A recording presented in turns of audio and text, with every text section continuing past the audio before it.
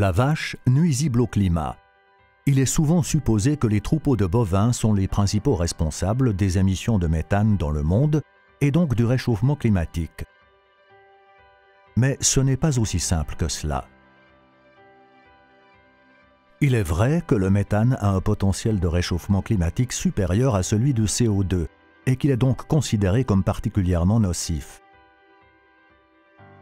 Pourtant, les résultats scientifiques démontrent que le méthane se dissout dans l'atmosphère par des réactions chimiques.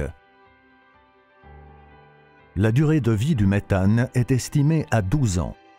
À titre de comparaison, elle est de 1000 ans pour le CO2. C'est ce que prouvent les études du professeur Frank Mitloehner, expert en qualité de l'air à l'Université de Californie. Cela signifie qu'un nombre constant de vaches émettant du méthane ne provoque pas de réchauffement supplémentaire de l'atmosphère.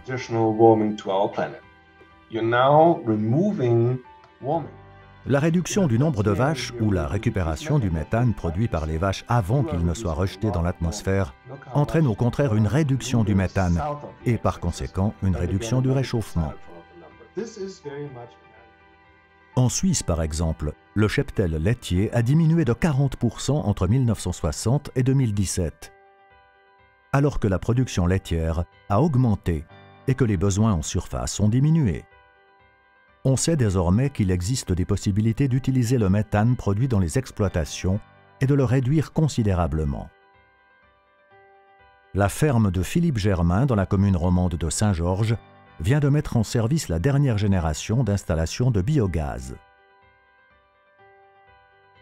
Le fumier et la matière organique d'une vingtaine d'exploitations agricoles ainsi que forestières sont transformés en énergie et chaleur. La fermentation de cette masse dans l'installation permet la production de méthane de haute qualité qui alimente le groupe Chaleur Force.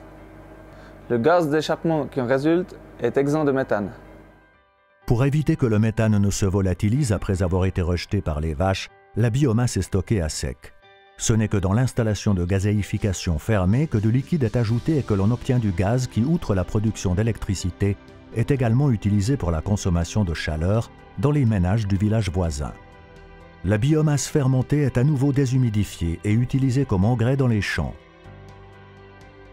La croissance de l'herbe et des céréales capte le CO2 de l'atmosphère et le stocke dans le sol sous forme de carbone. Le potentiel des prairies est particulièrement important à cet égard. On a tendance à oublier que les exploitations laitières, comme celles que nous avons en Suisse, sont une partie importante d'un transfert de CO2.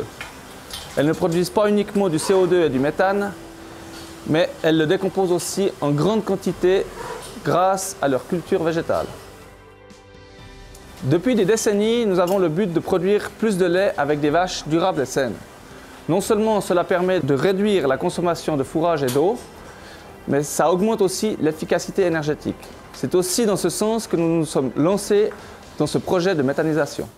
Grâce à un élevage et une détention responsable du bétail laitier en Suisse et à l'utilisation d'installations modernes de production d'énergie, les éleveurs de bétail laitier en Suisse et à l'étranger contribuent à une production laitière efficace, une protection responsable du climat et une production d'énergie tournée vers l'avenir.